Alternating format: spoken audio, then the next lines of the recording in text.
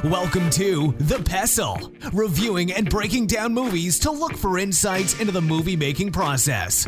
Hosted by Chumbawamba. Remember Chumbawamba? Yeah, Chumbawamba. Let's dim the lights and start the show.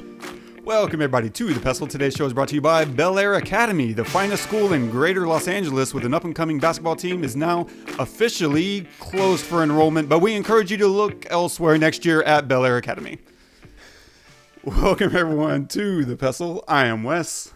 And I am Todd. And this is a movie podcast where, as filmmakers, we try to look at a film and determine whether it was good or not based on a 5-point metric. No, not at all. Like we subjectively look at these things. And one of the fun things about, the process of doing this is I'm getting better at not necessarily picking apart everything I watch, because I feel like I exercise this muscle.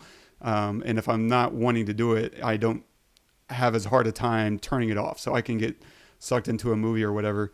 And one of the fun things that this past week has kind of shown me is I've also changed the way I think about whenever I hit play on a movie. We were talking about I Am Legend, and I just like spending time with Will Smith. And this idea that I want to spend time with this actor, or I want to spend time, in this universe, is kind of the way I literally frame things in my mind. I was flipping through Netflix a couple days ago, and I was like, what is this? Oh, I don't know what this movie is, but Jeffrey Wright is in it, and I love Jeffrey Wright. I'd love to spend some time with him. And it's like, I don't know this guy, but to me, I was like, yeah, I get to spend time with an actor that I think is really incredible. And I think what struck me about that is this past week, we've had, a number of people that have been active, around the show from our audience. So like, I've been exchanging emails with Izzy, and we usually have something, a thread going on. I'm sure you see those pop up on your notifications here and there. But also like Hannah tagged us in some of her IG stories, and I think she was going through Inception. And then Andrew Deitch dropped a comment on YouTube, which is funny because he also has a really badass podcast and YouTube series that I'll link it in the show notes, because it's really cool. It's him and his buddy who is in a wheelchair, and they make content. I mean, some of it's kind of aimless fun, but he also makes content that is aimed at helping people in the wheelchair community, in different ways. Like, here's different things, different ways to think about it, or how to overcome certain scenarios. But him commenting and all, everyone around it, it just kind of reframed the way that I'm like, the same way I'm thinking about, I want to spend time with, Will Smith or Jeffrey Wright. They're consciously hitting play whenever they listen to us, and then, dropping a comment or tagging us or anything like that. Obviously means a lot, but I thought it was just a really cool concept that people are choosing to spend time with us. And in a similar way, they probably feel like they know us. I mean, for one, we share a lot of our freaking life on the show, I guess. But I just thought that was really cool. Like, people consciously decide to hang out with us for an hour, as their time allows and as they feel like it. Yeah, I love that. I mean, I guess it's an outlet for me too, for both of us really. But we try to make it about the movie, but how can you not include yourself in your opinion of art, especially when you're an artist yourself? I think it actually takes away from your opinion if you don't. It's like probably feels more stagnant. So I mean, I'm nothing if not attempting to be real at all points. Whenever I put myself out there, or I like put an opinion out there. What that means, I don't know. I'm 40 and I'm still trying to figure out who the hell I am. If anybody out there knows who they are, good for you. Maybe you can teach me.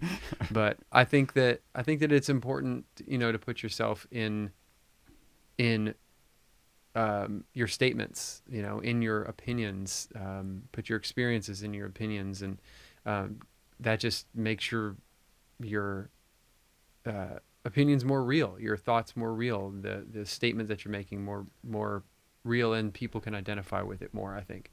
I love doing these for that reason, probably equal to reviewing movies, just being able to talk to you and and to the people out there, and relate what I saw to how I feel in my life, either in general or currently, or whatever. How does it speak to me? How does it relate to me? And yeah, that's at least half of what I get out of these every week is a soundboard for my my existence, I guess. I mean, that's the point of movies, right? Is like point out these things that either you've experienced or maybe you haven't, but you're trying to empathize with the characters, and so it like brings up things either from your past or your present, and we should talk about these things. We should identify these things. That's what the artists who made them wanted us to do: sit around, talk about how did that make me feel, honestly. Like, I mean, this movie was a great example. I didn't grow up in a rough neighborhood. You probably grew up in a rougher neighborhood than I did. So I'm curious how you felt about this film. And and we'll get into that. But, it's a really good point there. Nice. Yeah, what are we doing today? Oh, so today, if you haven't seen it, pause this and go watch it. We're doing Dope, which I had never even heard of, to be honest. Whoa. Yeah. So if you haven't seen it, again, pause, because we're gonna, there's gonna be spoiler alerts all over the place. Absolutely. We'll talk about a lot of things within a very short, small framework. In one sense, we'll talk about cinematography, and I'll try to make a point on what I mean by that here in a second. But if I don't let me forget, Todd. But No promises. We'll mainly talk about story and writing, which I realize some people might see that I separate those into slightly different categories. They're bunched together, but I point them out as story and writing, not just story or just writing. And it's a nuanced view. Maybe on my part, I don't know if this is clinical or definitive, but I think of story as substance, like what are we talking about? And I think of writing as the style, like kind of like you might discuss clothes and you might also discuss fashion. Like they're kind of talking about the same thing, but in very different ways. And so we'll talk about story and writing. We'll talk about coming of age stories, writing humor, upping the stakes, kick the dog storytelling, and other such stuff and things and stuff. And a quick synopsis of the film. Life changes for Malcolm, a geek who's surviving life in a tough neighborhood, after a chance invitation to an underground party leads him and his friends into a Los Angeles adventure. I'm going to butcher these names. It's written and directed by Rick Famuyiwa, cinematography by Rachel Morrison, starring Shameik Moore as Malcolm, Zoe Kravitz as Nakia, Kiersey Clemons as Diggy, Tony Revolori as Jib, ASAP Rocky as Jim. Wait, what? ASAP Rocky as Dom, Forrest Whitaker as the narrator. Let me tell you about two students. Student A is a straight A student who lives in the suburbs of Los Angeles. He plays in a punk band with his best friends. He loves his skateboard and riding his BMX bike. His favorite TV show is Game of Thrones, and his favorite band is the Thermals. He's a 90s hip-hop geek. Student B goes to an underfunded school where teachers who'd rather not be there teach kids who really don't care. He lives with a single mother who doesn't know his father and has sold dope. Now close your eyes. Picture each of these kids and tell me what you see. Be honest. No one's gonna judge you. Now open your eyes. So am I student A or student B? Am I a geek or a menace? For most of my life, I've been caught in between who I really am and how I'm perceived, in between categories and definition. I don't fit in. And I used to think that that was a curse, but now I'm slowly starting to see. Maybe it's a blessing. See, when you don't fit in, you're forced to see the world from many different angles and points of view. You gain knowledge, life lessons from disparate people and places. And those lessons, for better or worse, have shaped me. So who am I? Allow me to reintroduce myself. My name is Malcolm Adekambi. I'm a straight-A student with nearly perfect SAT scores. I taught myself how to play guitar and read music. I have stellar recommendations and diverse extracurricular activities. I'm a Google Science Fair participant, and in 3 weeks, I helped make over $100,000 for an online business. So why do I want to attend Harvard? If I was white, would you even have to ask me that question? It's my turn now. It's my turn now. It's my burn now. It's my world. So this being your first go round, I'm curious, like having not even heard of it, which is really cool. How did hitting play affect you? Like, what was your experience through this? I loved this movie. I absolutely loved everything about this movie. There wasn't okay. So the only thing that bothered me was honestly the sound in the voiceover stuff. It wasn't done well, and which was surprising because everything else, like the sound everywhere else, was fantastic, and I was in it and it was fine. But the VO from Forrest Whitaker was like, I don't know, it was too close to the mic. It just wasn't recorded like, you know. I mean, you compare it to say Shawshank Redemption, right? Where, you know, you don't hear breaths and plosives and stuff like that. It's just someone talking in a room, right? It doesn't even sound like a room. They're just talking, and it's just whatever. You can't even hear the room. But this, I could hear the room in the voiceover, and I could hear plosives and stuff. It was like, that's weird, but it didn't take me out. It didn't completely take me out because I thought like the cinematography was great. Camera work and movement was great. The acting was fantastic. The writing was perfect. It was just everything about it was great. Just that's the only thing that bugged me.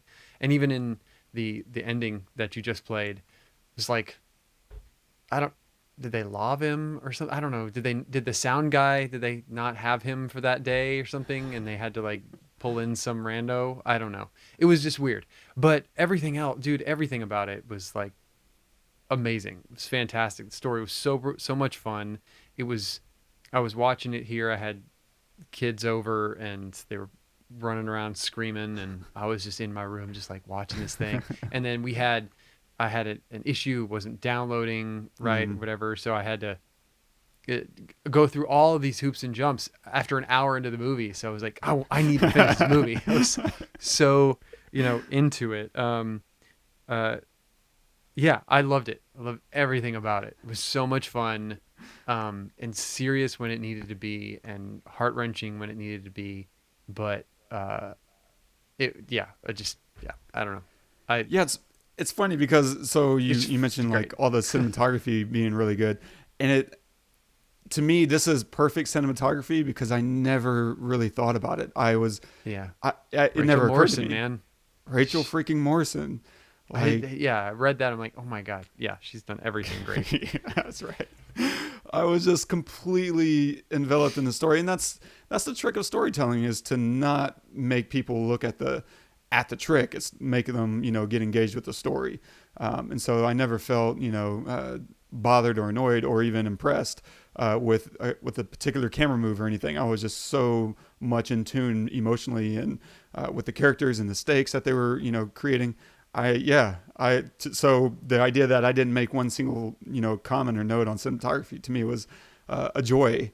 Now I think they also kind of, for me anyway, hit a bit of a cheat code because you have all this 90s hip hop going on that I can't think of anything else other than Nas playing, or Black Sheep or what have you. And so I was just completely enthralled with the music that was happening. For sure. It was amazing. Yeah. And so you mentioned something, I think, at the show opening about, knowing who you are and being comfortable with who you are. And that's such at the core of, this movie. And so I'm curious, even though, like you said, this wasn't necessarily the kind of neighborhood you grew up in, and same, I mean, obviously I didn't grow up, in Inglewood, California. I grew up in a town with less than 2,000 people in it. But not to say I don't have some of these experiences, in there.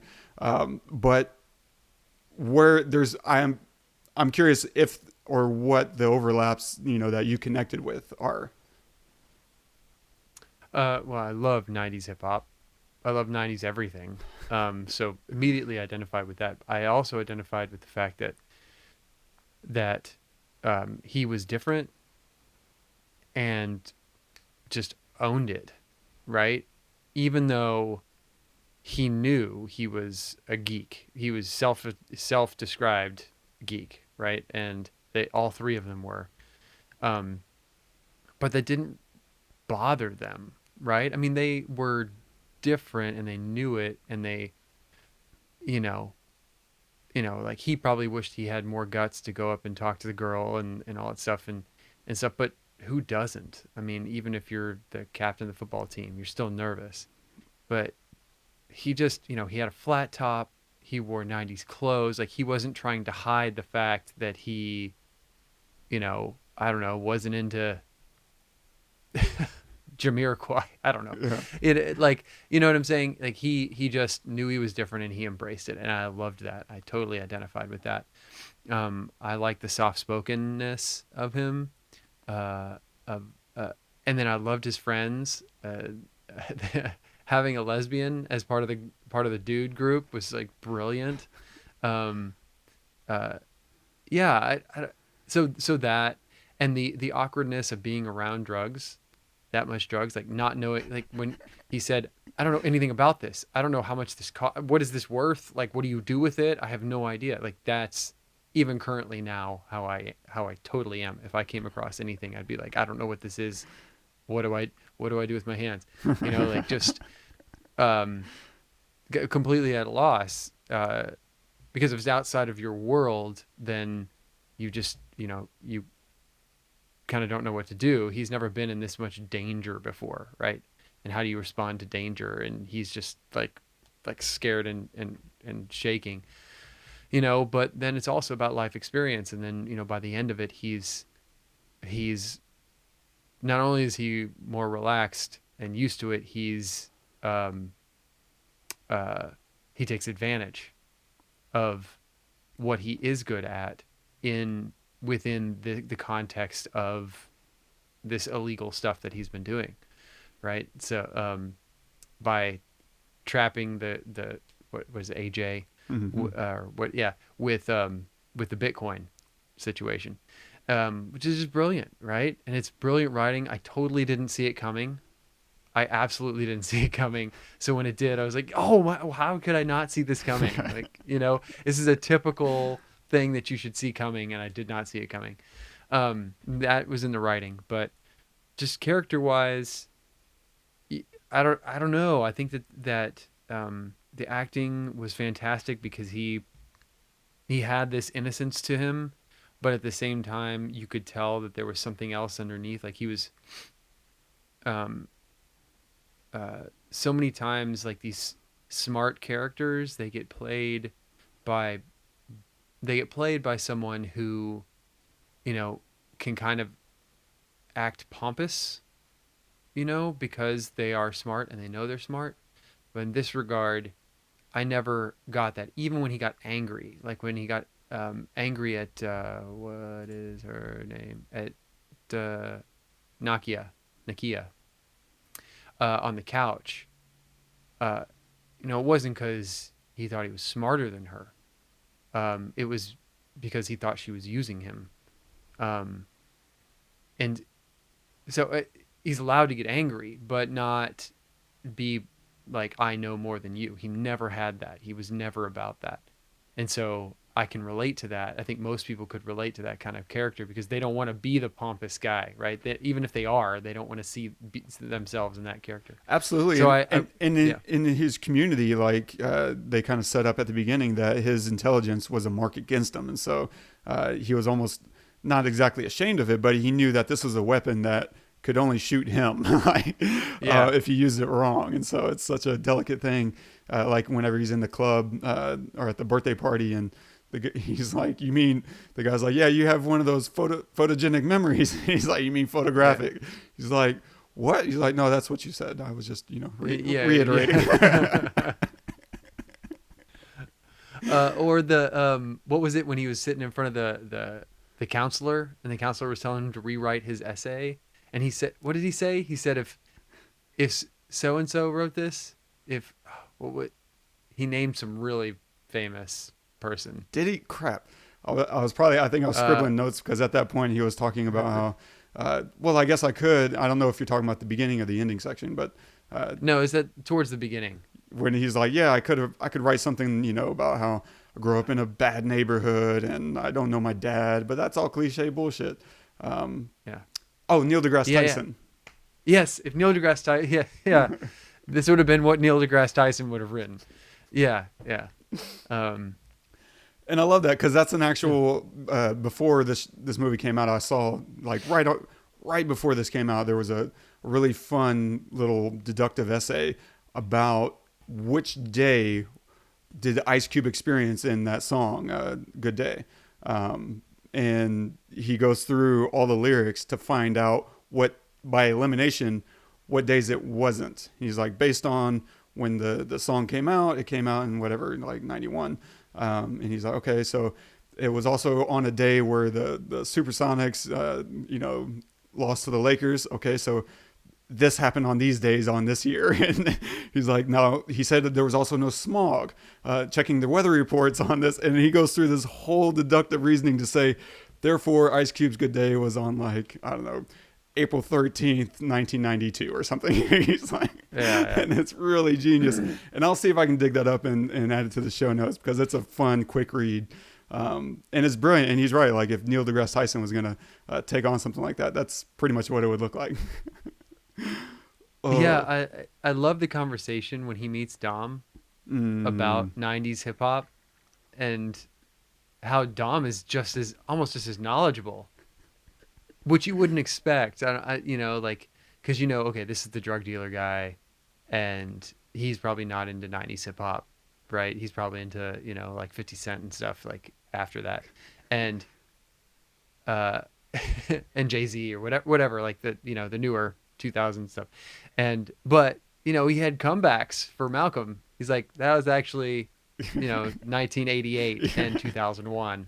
He's like, well, they're kind of bookends. Yeah. So but that was really like little things in the writing like that just kind of keep you on your toes just a little bit, like because it gives you a little bit more depth in that character. Like we don't really see a whole lot of Dom in this film, especially in the second half. I mean, he's in the first half, where we meet him, we see him at the party, and then there's one phone call from him to Malcolm, and then like afterwards when he's in jail, and then that's it. I don't think that we see him again. So it's just a little bit, but still, like we know he exists. We feel his presence throughout the whole thing because there's pressure on Malcolm. And even if the pressure is coming from AJ, it's still via Dom, right? Yeah. It started with him. And so like just these little things of we know who Dom is. Dom is the dope slinger on the corner who's gonna get Malcolm in trouble. Yeah, okay, get it. Well, wait, hold on. He's not just this dude who slings drugs. Like he's into he's into hip hop, and he's not asking Malcolm to immediately do something with drugs. He's like, hey, can you talk to this girl for me? Because he's probably nervous, and then so anyway, there's No, and layers. it's great because the timing of the way they lay that out is really, really genius because you meet Dom the first time and he's this friendly guy and he's, having this esoteric debate about hip hop. And one of my favorite things is he's like, you're over here talking about, Wu-Tang and whatever, Outkast and whoever. And you got to remember the 90s gave us some bad stuff too. And he throws out, and I love obviously Vanilla Ice, MC Hammer, but I love that he throws out, Fresh Prince. And to me, that's also adding credibility to the hip hop crowd. Like you have an opinion. There might be, I guess, some people who might disagree with that, but probably not. Like if you're really into hip hop, you're looking at Will Smith and saying, I would never in my life own a Will Smith album. But the asterisk on that is exactly what Malcolm comes back with. And he's like, yeah, but here's the thing. He gave us Summertime, and Summertime is an absolute, classic. It's hard to get better than Summertime. It's eternal.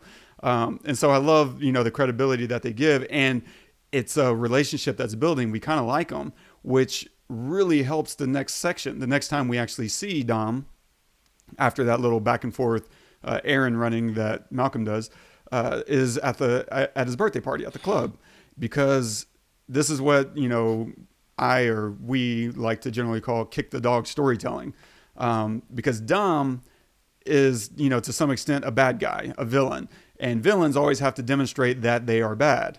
And we call this kick the dog, storytelling, because that helps us identify who the bad people are by having them do something vile and easily identifiable as immoral. And that, kick the dog doesn't get much harder than that. But this can be a really cartoony and like ineffective method due to just the overt nature of it, right? Like, oh, he just kicked a dog. He's a bad guy. We don't like him. Instead, what they do in this, and I agree with everything you've said, man, like the writing is absolutely perfect in this movie, because they give us Dom a friendly version of him first. And then even as we're building up to it, right, instead of being really on the nose, whenever he kicks the dog, which in this case is he beats the hell out of the doorman, the bouncer. And instead of being really on the nose with it, they surround it in a bit of comedy, which adds this dimension and texture to the scene, giving the characters, specifically Dom, more depth, but also everyone around him. And it also adds tension, because they gave the villain a very thoughtful and intellectual and even humorous spin. So we're operating at a different part of our mind right there. And then suddenly it creates this really unexpected contrast when the violence happens. We now feel like he is unpredictable, because his demeanor doesn't really indicate what he's going to do next. He's operating out of principles, not necessarily out of emotionality. And that's something we're not really used to seeing out of villains. Villains, especially in these scenarios, are much more emotional, as opposed to principled, as Dom is. Dom is very thorough in his thinking and logic and what he does and why he does it. He's not a moron. And that's kind of breaking a mold or a stereotype that we often have of gangsters and drug dealers. And that's one of the things that adds so much dimension and brilliance to the writing that Rick Famuyiwa did. Sorry, my brother, like we were going to absolutely destroy your name. And so now we have someone, Dom, that we don't want to be on the wrong side of. We respect him as a bad guy because of this very delicate and deliberate presentation of him being a fully realized character. He's three-dimensional. We're not just seeing him kicking dogs left and right. Instead, we're seeing him as a human being inhabiting a very realistic world. And I love that. I love that very specific type of writing. I also like the little bits of violence. There's like little jabs of just like, whoa, what the fuck just happened? When the brother shoots himself in the leg. When Dom beats the guy up just like punches because you're laughing, he's threatening the guy for a good 3 minutes or something. And then his cronies are making you laugh by saying like, well, what is slippery slope mean or whatever. And then he just lays this guy out and starts beating him down. And then when the cops bust in and they're shooting up or whomever, the masked men bust in and they're shooting up the place when they're doing the deal, just like random bits of violence, just like snap you back into, oh, this shit is real. This isn't just a funny movie. Like, this is for real. Because a lot of times in these kind of, I'm not going to call them slapstick, but almost slapsticky kind of, ham-fisted, really just beat you over the head. Just like, yeah. Well, like, where you have like so the interaction with Dom and the doorman, right? With his crony who's like making you laugh, right? Whatever that is, where he's like saying, he's like, Dom's like, no, I'm going to have to mess you up, man. And then he's wait a minute, what was slippery slope? And you're just totally taken out of it, right? So like that kind of whatever style where there's like quick humor, that kind of stuff can get you feeling kind of like relaxed, Yeah. With because Dom is the serious guy. He's a drug dealer. You don't want to mess with him. I get it. But you're laughing at the same time as he's beating the crap out of this guy. So when the shooting starts, like it just snaps you back in because you actually see someone get shot. There's blood and everything. It's not like, oh, I get shot and I fall. It's I get shot and there's blood that splatters, and it's like, someone just died. It's real. Same thing in the fast food place where that brother, I forget his name, shoots himself in the leg. Like, it's close up on the leg when he does it. You're just like, whoa, that was unexpected. And I love that kind of stuff because I'm like, what is happening next? You're completely, there is no blueprint for what is happening next. And that's why I think I didn't expect the ending with AJ. I at all, Absolutely. They do a really good job of inserting humor in really effective ways. Like the narrator, guiding us through the world.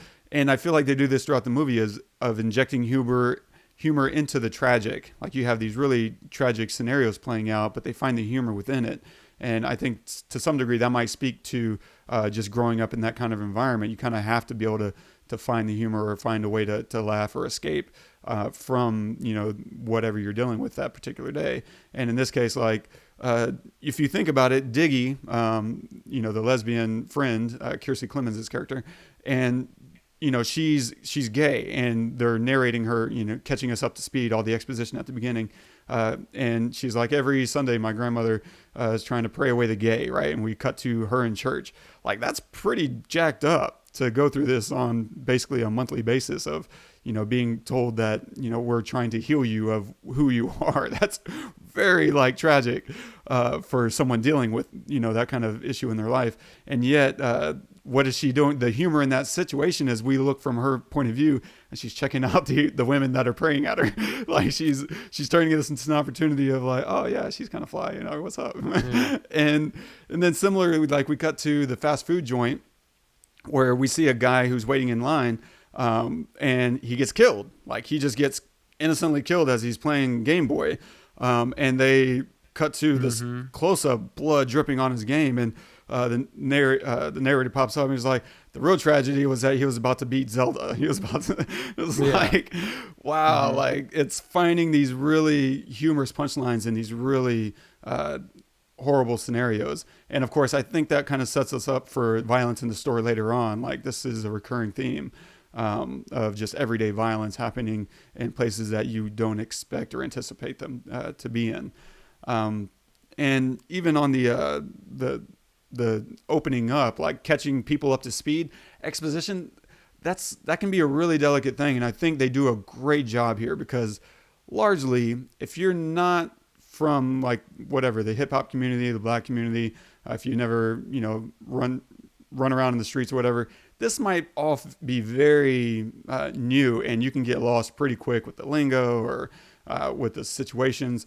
And they do a great job of using, pop culture references and just straight up, like at the beginning, right? It opens up on definitions of dope.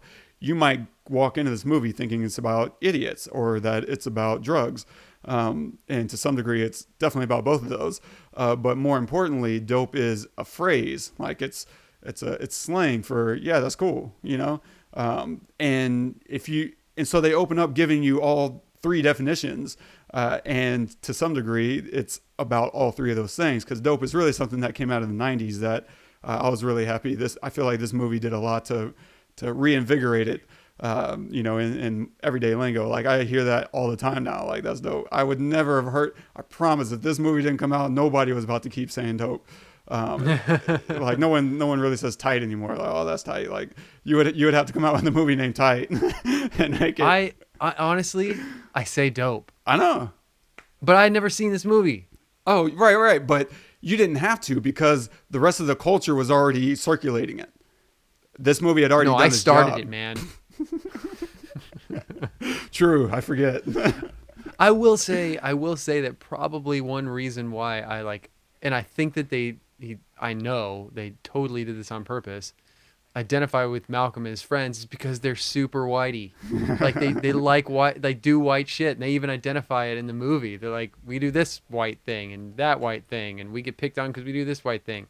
And I think that there's a point to that, like, for all of the white viewers to not just identify with the stereotypical, African American role. Maybe right? It's some of that. I think it's even beyond that. I think it's in a similar way to look within the black culture and say, there are people, tons of people who are black that grew up in, deeply, black, quote unquote, cultures that are this way. Like they just grew up loving manga. Yeah. They grew up loving, anime and whatever, Weezer. Like, but if you're one of these people, you don't see yourself represented, in whatever, Boys in the Hood or Men's Society or, some of these other movies that are telling very real and, worthwhile stories about life in the hood or whatever. But this movie is trying to say, and I think what they're doing is we're going to redefine what it is to be dope, because, that's a very deep, 90s reference, and it's, in the hip hop community, and they can be both. They can be in the hip hop, into hip hop and into Weezer, and they can love whatever. And it's saying, let's recategorize or rethink the way we view people, which is what this whole conversation I think is really about, is who, and it kind of gets into the, what is a coming of age story in and of itself. And I think generally coming of age stories have a fundamental question that they're trying to ask, usually to the central character, but maybe even to us to some degree, which is, who am I? Who am I now, and who do I want to be? And I feel like this is core no matter what age range you're talking about with coming of age movies. If you're talking about, whatever, Stand By Me, or any other, Sandlot, whatever, there's these coming of age stories that have a really wide age gap of, it could be 10-year-olds, or it could be someone 18 about to go into college. Just because it's a coming of age doesn't mean it's coming of a specific age. It's a maturation process that happens at all points of our life to some degree, but there's very specific versions of it that happen during adolescence. And as we're trying to walk into adulthood, crawling out of, our infancy, it's this weird in between year. And a lot of these tropes, you're going to find are going to be stuff like, your friends, the friends in the film are usually going to be oddballs, outcasts. There's usually going to be some kind of unattainable love interest. You're going to have to face your bully. You're going to have to face your fears and your insecurities. You're going to have to figure out a way to break out of your box. That is all of those things that are trying to keep you in there, and figuring out how to fit in, which I love the realization, during the clip that we played at the show intro, is exactly what he's talking about. He's like, man, you know what? I didn't fit in, and I'm okay with that. And not only that, it's a good thing to not fit in. I see the world not just from my perspective, but from a lot of perspectives, because the fact that I never fit in meant that I always had to think about the way the rest of the world is thinking. And it just forces you into so many other boxes. And I love that. Anyway, there's a lot of, I guess, tropes with coming of age stories, and I don't have them all like written down. I could probably Google a list of them, I guess, but the ones. Yeah, I always thought of it like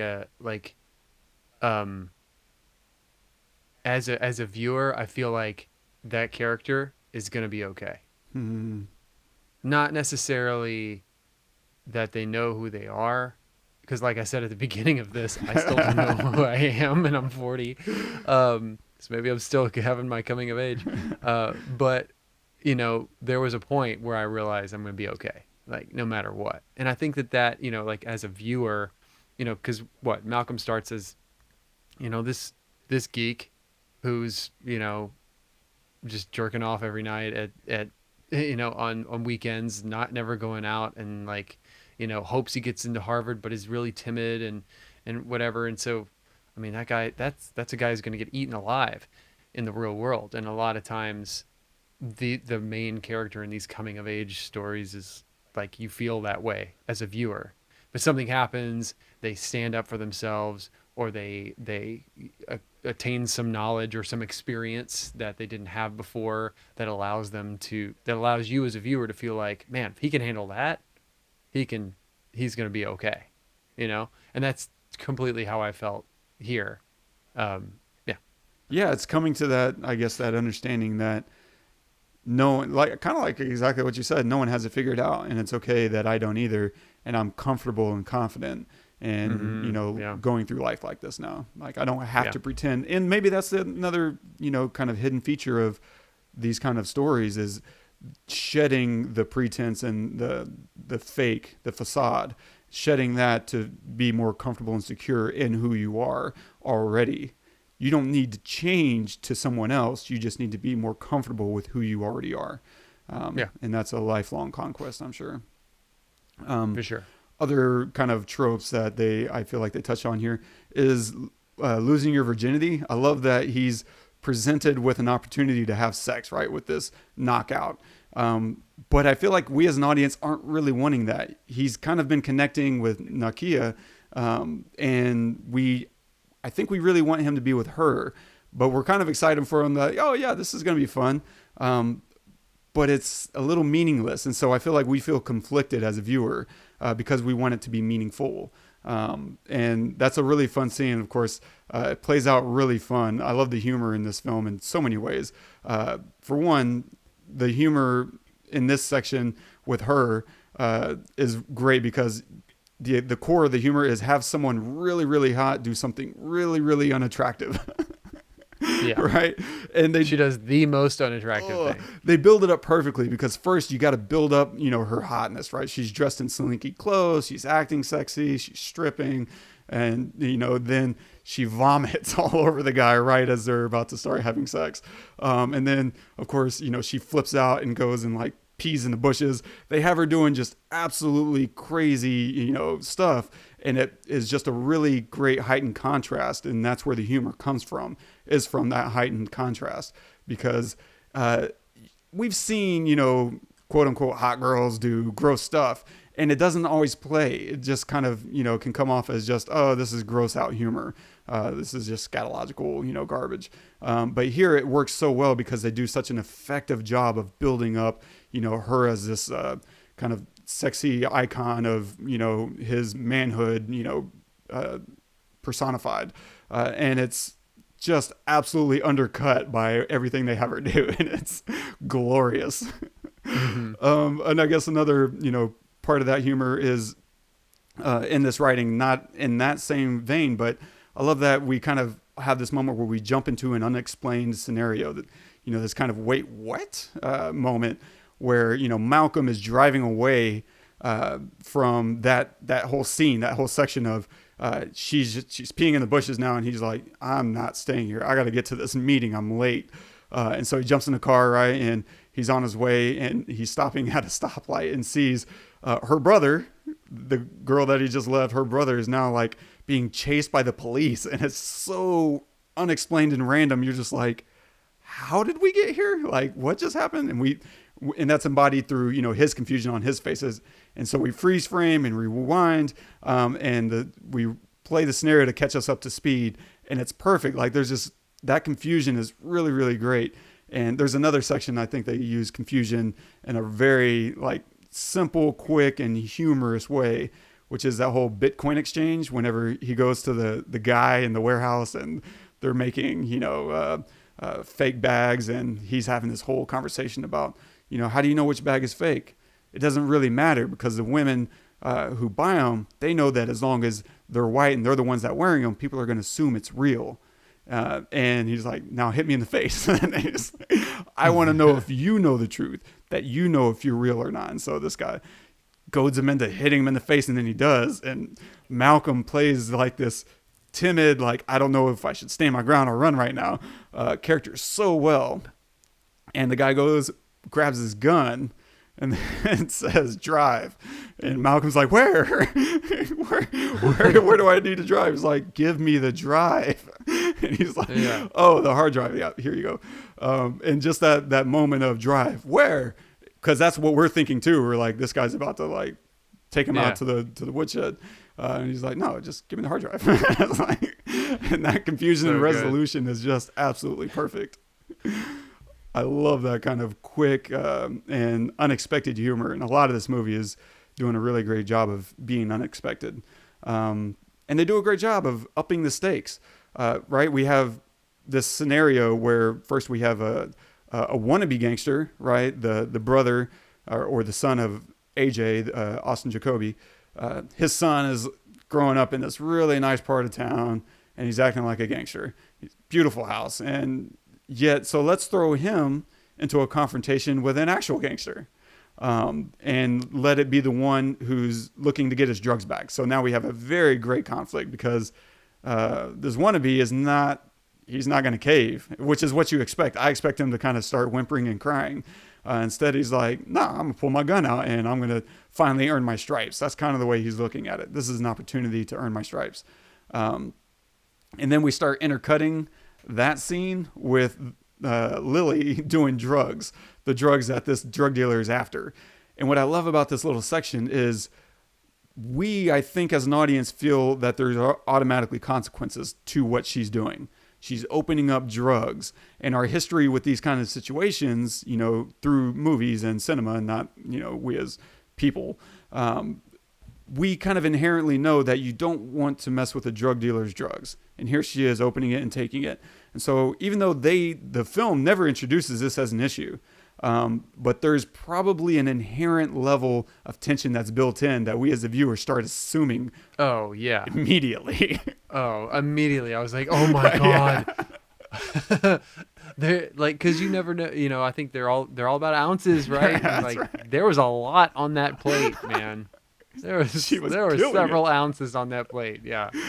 And it's perfect because I feel like storytelling wise, they're not on the hook for that. They never introduce that as an issue, and it's never a concern to the characters. And yet they get so much tension out of it and so it's this perfect sleight of hand that the writer's doing to us, because he got all the tension out of it that he wanted without ever actually having to load the gun and unload it. It's brilliant. It's absolutely magical storytelling to me. And what's great is they go from Malcolm goes from coming out of the frying pan straight into the fire, because he kind of resolves that situation with Lily by driving away. And after that really screwed up thing, he's now supposed to be delivering some drugs. Whatever, I'm done with that. I'm late for a meeting with my college recommendation, right? His Harvard connection. And this is finally, I can move on. Except no, actually, now you're in a meeting with the drug dealer's boss. And this was disguised as a well-to-do businessman.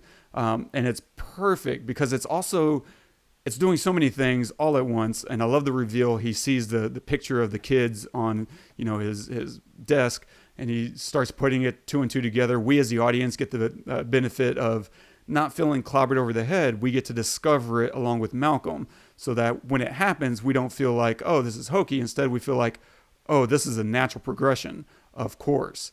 And I love that aspect, because it also kind of points out the idea that this whole film is about, which is stop judging books by the cover. This guy, fine, he went to Harvard, fine, he's an amazing businessman. But that doesn't mean he can't also be a villain, that he can't be a scumbag. There's nothing conflicting about those two things. They're not exclusive to one another. So it's kind of trying to train us to stop judging based on, appearances. And of course, we have this great slippery slope moment that is either one, a callback, or it's information on where Dom actually got the concept, because this is Dom's connection. And either way, it really works and kind of builds on this idea of there's no wasted moments. This is an incredibly efficient film. And so who were the two goons going after them? That was, I don't really remember, to be honest. They weren't with AJ, right? No, because they were going after AJ's son. They didn't know who he was. No, was it the thefts, the thieves that tried to stick him up the first time in the club? Mm-hmm. No. Oh. It might have been them. I feel like it was laid out in the story, and I've just completely forgotten. Yeah, it might have been them. Yeah, so maybe. But we never saw them because they were wearing masks. Yeah. Yeah. Which that whole section was crazy. Like, he just opened them up with a shotgun. Dude. And they let it hang there for a second too. It was brutal. That was what I was saying. It was like everything was fine and dandy, and then it wasn't. No, it's great. Like, there is nothing wasted in this film. I feel like everyone we meet serves a function that impacts the entire story. Even what you were talking about earlier, like, they're nerds. The Bitcoin is set up in the very beginning. That's like the very opening scene where we meet Malcolm. He's talking to his mom about Bitcoin. and they resurface it later in the film as a method to use it to move the drugs. And there's absolutely, even his mom plays a really important function, because you could, to some degree, strip her out of the story, and to some extent the story isn't really impacted. Like she drives him home on the bus at one point. We see her having a conversation with him at the beginning, but she's really, really critical though, because there's this recurring theme or concept of, he doesn't know his dad. Well, if you never meet his mom either, then you start to feel like he just doesn't have a family at all. And so you really need to meet her to help underline and underscore the idea that he doesn't know his dad. Because that is part of the stereotype and the cliche that Malcolm himself is kind of getting at, through some of the storytelling that he's doing. And so there is absolutely no wasted moments in this film. And I really love it because this film is talking so much about judging based on preconceived notions. Like the security guard, right? The principal, the school, they all see nerds. But in reality, much like Austin Jacoby, they're now drug dealers. Like they can move unimpeded throughout school because of everyone assuming something that they didn't, that they don't know about them. Like, oh, these nerds, they can never be X, Y, or Z. Same thing with the whole, it's underscored again with the fake bags. The difference between the real bag and the fake one is only who's wearing it. And we judge based on our perspective biases. But the beauty, like he was saying at the end, is not fitting in gives you perspectives beyond your own. You see the world from a variety of people. And I think I have other scattered notes, but whatever. I want to just kind of shoot through my personal highlights. Sure. Because I love there's this very simple callback to people who are fans of this director. If you've ever seen The Wood, then you love this movie on another level, because Stacy, the security guard, is a character from one of his last movies. He was we see him in like the late 80s, I think, playing a high school kid, or someone who just graduated, and he's a gangster in there. And so whenever he's talking to Bug, Lakeith Stanfield, playing one of the bullies, Bug, he's like, you better ask your dad about Stacy. Like he's talking about him as Stacy, this other character, and it's fantastic. Like that's just such a little treat for people who are fans of these coming of age stories, and specifically The Wood. But I also love all the constant pop culture references. 80s movies, right? There's Back to the Future references. Like, you look like y'all just climbed out of a fucking DeLorean. Like, what are y'all doing? Yo, McFly, like, so Breakfast Club, like, they just constantly, all the 90s music, Naughty by Nature, Black Sheep, Nas, Diggable Planets, huge. This soundtrack is absolutely amazing. I love that. Amazing. What is that title track at the end? I don't even know. I mean, unless you're talking about Digital Underground. No, you're not. I know you're not. The one from the clip I played. That's a great beat. Good. That beat is killing. Yeah. And I love that, they quote rap lyrics here and there. Like, I love his attempt to get into the world of drug dealing is to say, if Jeezy's paying LeBron, I'm paying Dwayne Wade. Like, he's like, I don't know what it means.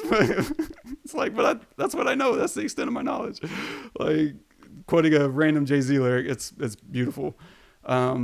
Personally, my second to last favorite moment is that they're watching U.S. drone strikes from the Obama era. And it's it's Obama killing people, and they start talking about U.S. citizens, and they recount the idea of the slippery slope. He's like, the slippery slope, and to me, it's a light nudge that just because it's happening to someone else right now, it doesn't mean it can't eventually happen to you. And that's the literal conversation that they're having. But if you take a bigger macro view, you could look at this film and apply that same principle of just because you're not, an underclass or a minority citizen at the moment doesn't mean you won't be treated that way in the future.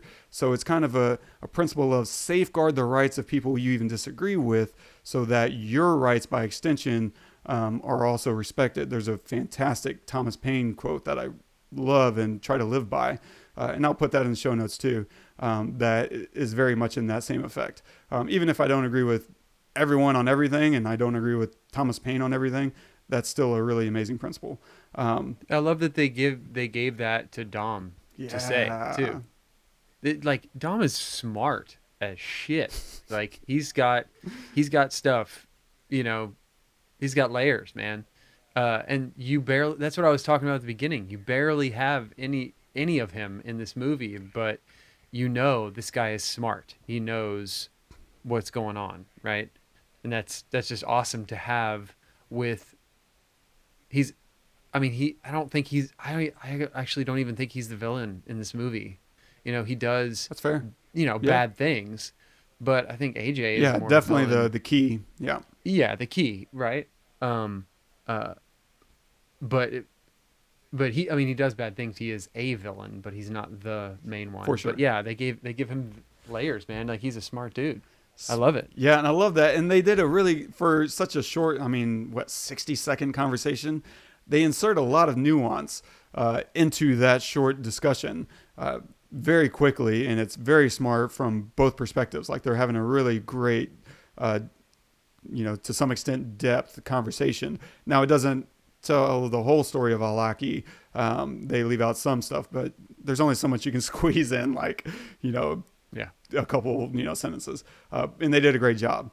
But I think my favorite moment, and this is very much me putting on my hip hop hat, that I really love in this moment. It's very underhanded and it's very subtle. Like you will miss it if you don't appreciate what's being said, which is at the very beginning, there's this comment that Malcolm makes about Jib and Diggy quitting band because they refuse to play Harlem Shake. And that's so freaking hilarious because Harlem Shake is two things. For one, the most recent version of it that was kind of co-opted by, the later generation it's this idea of a dance fad, right? Where you're playing a song and then you do a hard cut and then you're playing this whatever music. I'm not going to call it the Harlem Shake because it's not. For the same reason Jib and Diggy quit band, I'm not going to call that the Harlem Shake. But that's what people call it. If you Google or YouTube Harlem Shake video, you'll see like 3 trillion videos of people doing this ridiculous version of what they're calling the Harlem Shake. When in reality, the Harlem Shake is an actual dance. And you could look up, P. Diddy's Harlem Shake, and that'll suffice. Like the Harlem Shake is a dance, and there was a song called the Harlem Shake.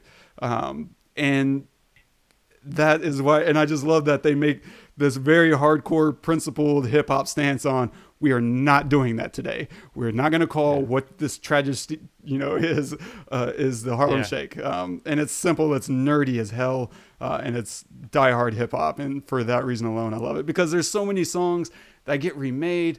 I can't tell you the number of times I get frustrated when a Ja Rule or a Shanti song comes on. I'm like, oh, great. Here's a B.I.G. And it's like, oh no, it's Ja Rule because they recycled the beat.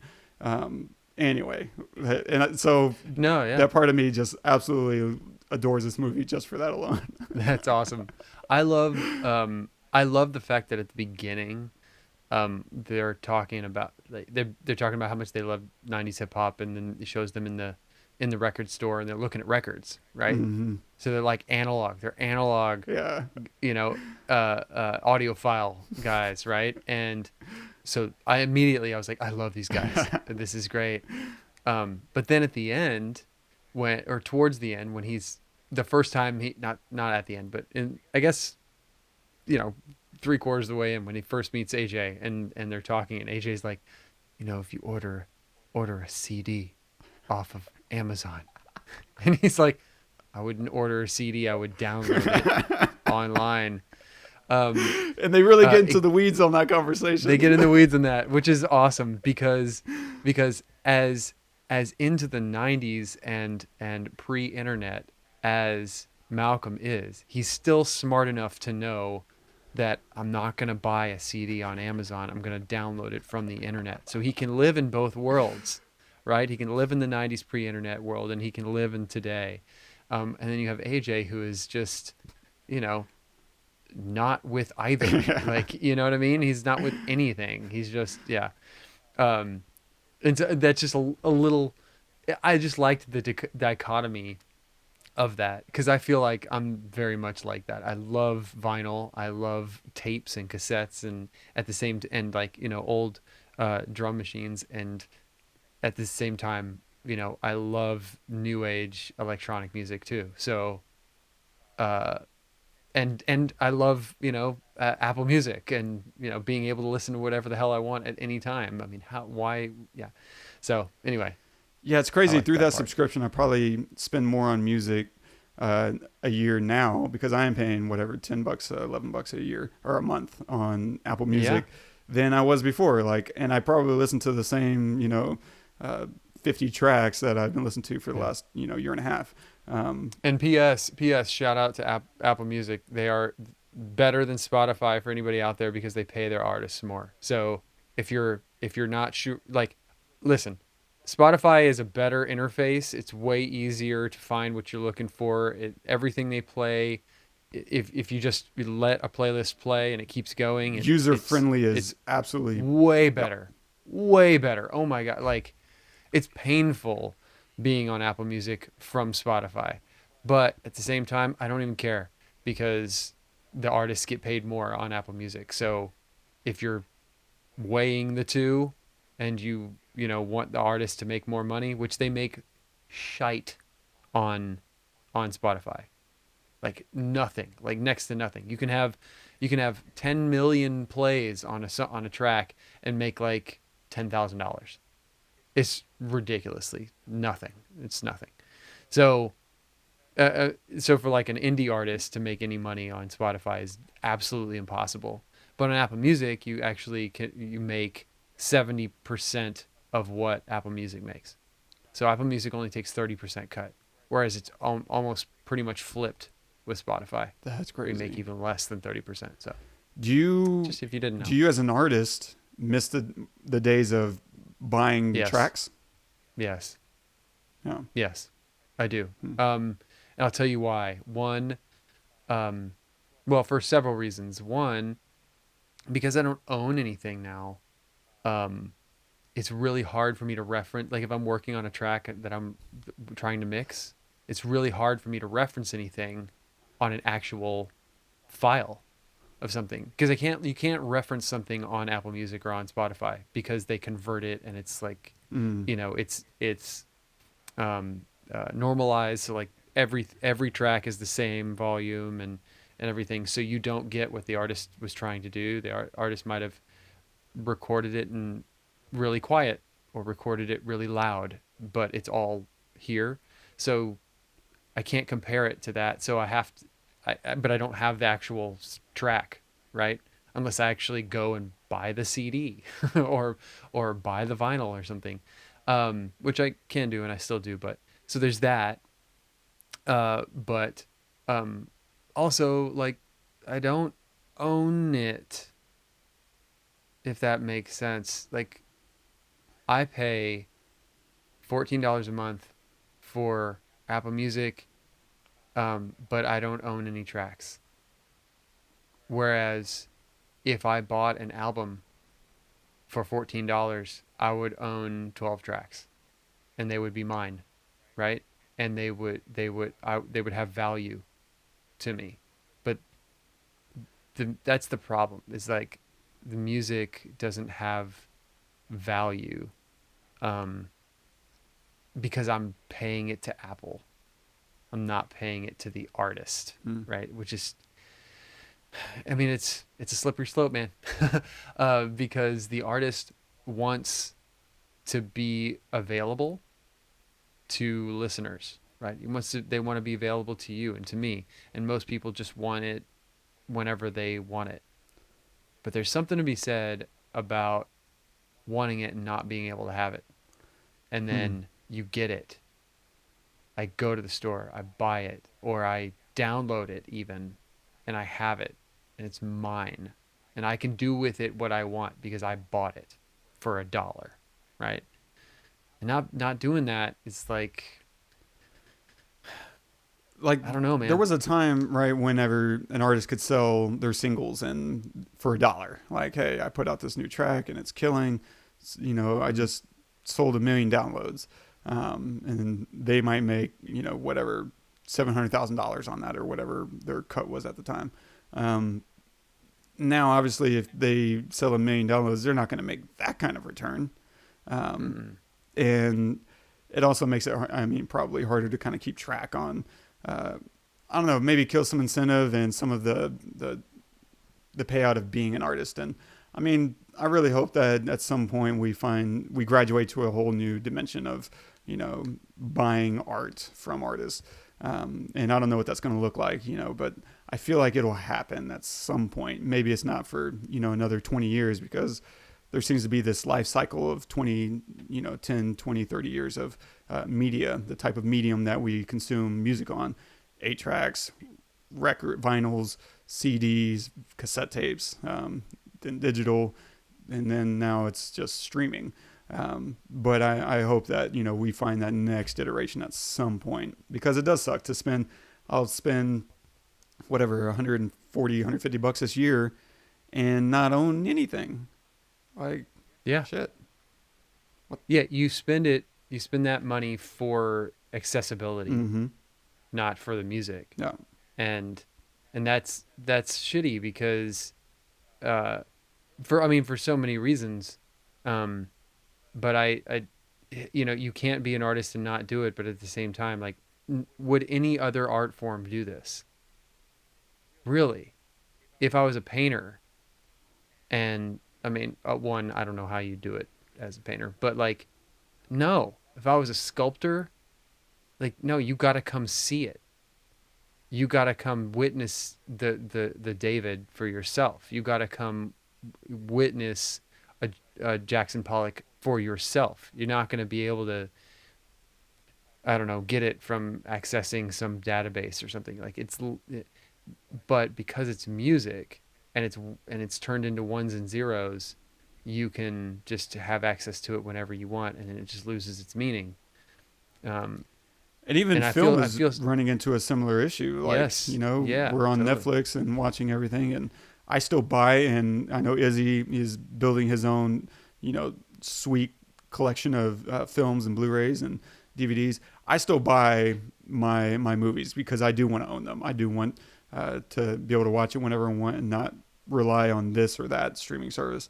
But it does scare me as a filmmaker. Like, eventually I hope to be able to, you know, start making movies, you know, and what is that going to mean for me and my actors? Like, what do those residuals look like? Because, you know, that's such a big part of being a writer, is getting residuals off of your work. And if Netflix commissions a project, pays you one time, and they're not going to sell any medium. Like, I don't think you can buy every season of Stranger Things. Like, you can buy, I think, maybe the first, maybe the second season, and that's probably about it. Like, and so, but you're also not exactly compelled to, because you can just watch it anytime you want. And so there's a gift and a curse to that, for sure. From an economic standpoint, I'm glad, you know, people can consume things without, you know, financial exposure. But it does make me worry for the long-term benefit or cost to the art community, and music, movies, and I'm sure there's other art forms that are similarly facing some reckoning. Yeah. I mean, the bigger problem, not bigger, but the other big problem is that we're not in an age where it's necessarily the album is dead. And it's all about singles, and that's such a shame. That's the worst part about it, to be honest, because like my favorite singles, I don't know what my favorite singles are. But when you ask somebody, you might ask somebody what's your favorite song, right? But it's usually tied to an album, right? At least people of our age that grew up with records. You know, I can tell you my top 5 albums. I can't tell you my top 5 songs. And there's because an album is like a film. It's an experience, right? A great album is like an experience. it takes you on a journey. You know, Pink Floyd's Dark Side of the Moon takes you on a journey. Sigur Ros's Talk takes you on a journey. Nick Drake's Pink Moon takes you on a journey. Abbey Road takes you on a journey. Like all of these they're records. They're not like there's not a specific song, and that's dead. It's gone, and that's the worst part about it. I mean, I'm fine with. That's such a great point, because there's a reason things used to get left on the cutting room floor. There's a reason why songs didn't make it into an album. It's because it didn't fit into that journey. It didn't fit into, I'm going to create an experience for my listeners and for my fans and to anyone who cares to put this album on. And if this song doesn't match or fit into this experience, it doesn't matter if it's a really good song. It doesn't make sense. And it's so cultivated. And from that, I've seen amazing albums come together. Like Nas's The Lost Tapes is an amazing album, and it's throwaways of songs that didn't make it into his other albums. That's incredible. Cool. That's so mind-blowing that he was so concerned with the album and the integrity of the album that he was willing to not include great songs. And instead, you know, it's just like, it doesn't make sense. It's not going to go. And I'm sure just you and I are probably the same. Like if I listen to an album for the first time, that was my experience. I am hitting play and I'm not stopping. I'm treating this like a movie. I'm not stopping until I've finished this experience. Yeah. Yeah. I don't have an answer for it. And you know, I'm not fighting it either at the same time. Like you can't fight it. It is what it is. I just can say, I miss it. Yeah. You know, I miss the record store. That's why I still go, you know, that's why I still buy vinyl and tapes and stuff, because like, and CDs. Well, I haven't really bought CDs. Like, I don't know, something about CDs. I just never really, I don't know. Like if I'm going to buy an album, I might as well buy it with like some flavor. You know what I mean? I still have stacks of old CDs. I've culled them down over time, but I still have probably 50 albums. Yeah, I used to have like 500 vinyl. Actually, no, more like 450. Yeah, I got rid of. Distinction without a difference, my friend. Yeah, like 400.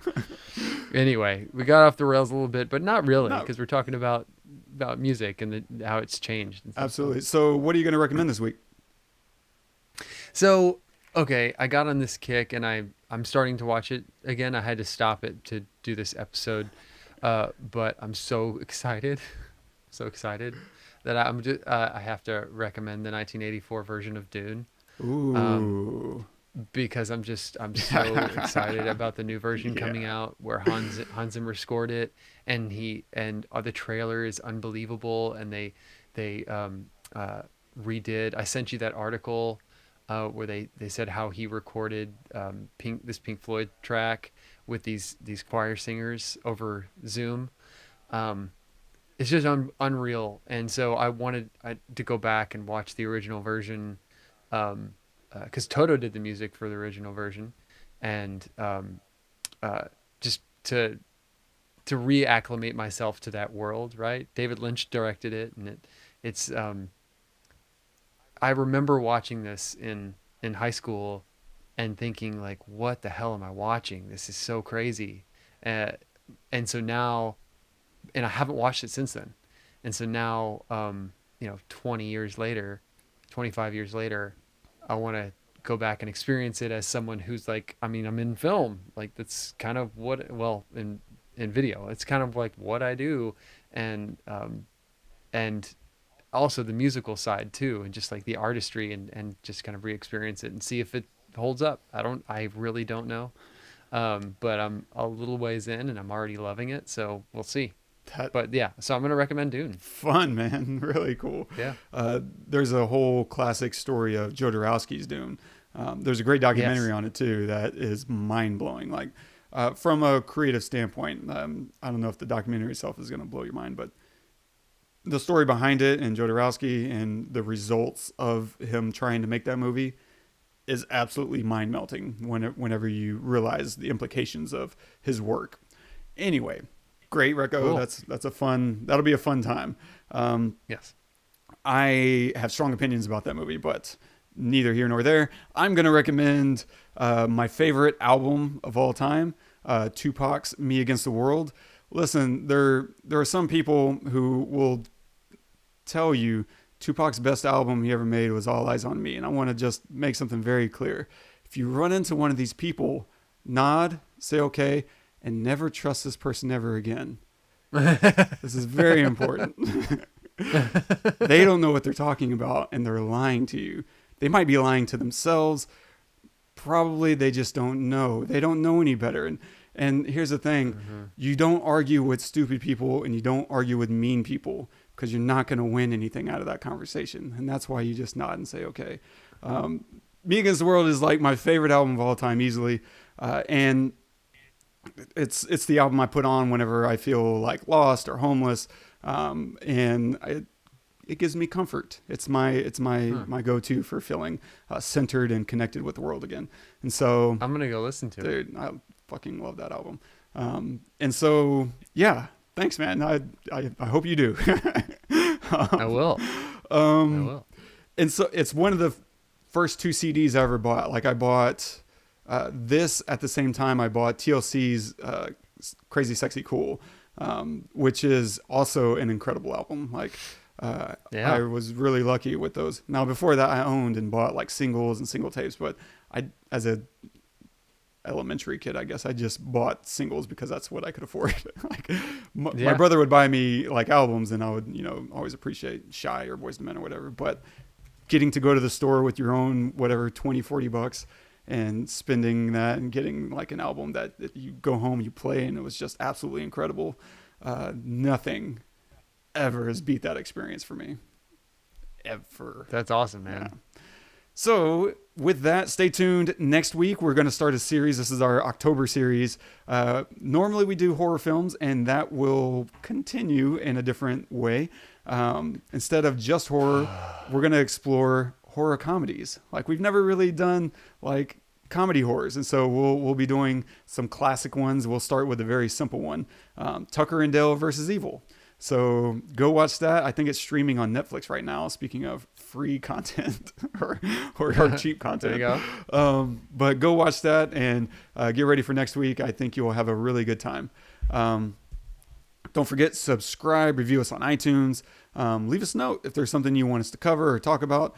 We have a new request coming from Izzy. He was like, hey, y'all haven't covered any Paul Thomas Anderson movies.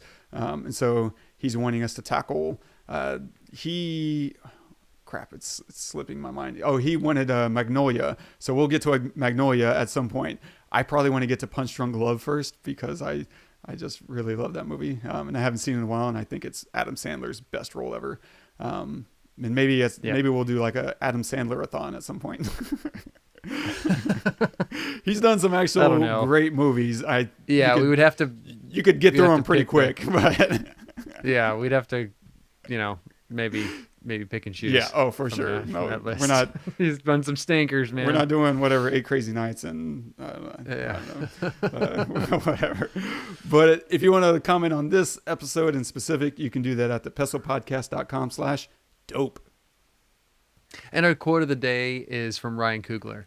There are so many people that don't come in contact with black men, whether they live in a homogeneous area that's mostly white or whether they live in places where they don't have to come in contact with them. So what kind of contact do they have with African American males? They have the media, and that's it. It's so important, man. I mean, that kind of gets to the heart of, stereotyping and putting people into cliches. And to some degree, look, I get to some degree it makes sense to generalize people. Whenever you're trying to make sense of the world, there are, generalities that pop up within groups, within cultures. But all those things fall apart when you start trying to understand the individual, this person. When you start, trying to say who is whatever Malcolm or who is, Todd or who's Wes. Like we might all fit into some greater generalizations. But once you start trying to understand us, you have to understand all that stuff doesn't really fit anymore. It goes away. We might fit into a larger context, but it's individuality that ultimately is at the stake of every single human being. There's all kinds of ways that we intersect in ways that you wouldn't predict. And if the only way you understand a people group is through the media, then it really begs you to ask, how are they portrayed in the media? And I think historically, African Americans, black men, don't really get favorable attention through the media. And so you have to be conscious of these things and maybe seek out new experiences and ask yourself, and, you know, what am I missing? Not only of a story, but of my own worldview. What am I missing? What am I lacking that could, you know, help me understand the world a little bit better and make it a little less predictable or scary or whatever. Like I'm always surprised, my family being Texans and, you know, rednecks and really great people, I would add. I'm not just hating on my family over here, but they're always, I often get pushback whenever I go backpacking through, you know, countries. I'll go backpacking through Central America or, you know, Mexico or whatever. And they're just like, oh my God, aren't you afraid? And I was like, no, they're just people. They're people like you. I run into people exactly like you. You know, I might be talking to my aunt and I run into people just like them. They take me in, they show me around town, they cook me food, and they're just people. And they're so generous, and sometimes they have very little, and yet they're so generous with the little they have. And I'm always blown away because I feel like my family's the exact same way. If they run into someone who needs help, they help them. And if they would stop paying attention to the media, the way the media portrays anyone, they would start to realize that they will see themselves far more often than they'll see these ridiculous portrayals of whatever the media is going to say about whatever people group, you know? Anyway. I don't have anything to add to that. That's brilliant. Fantastic. So thank you guys. That's it. I'm done. I got nothing else to say to that. I agree with 100%. I'm just gonna go on a tirade if I do. Thank you guys so much for joining us. This was so great. I'm so glad I watched this movie. I love it. I absolutely love it. It's up there for me. And I love the conversation, man. So thanks for your insight there. Same, thank you. So make sure to join us next week. Tucker and Dale vs. Evil. It's going to be fun. Leave us a comment. Tell us what to review, all those things. And please review us on iTunes. Every little bit helps. Until next week, I'm Todd. I'm Wes. Go watch some movies.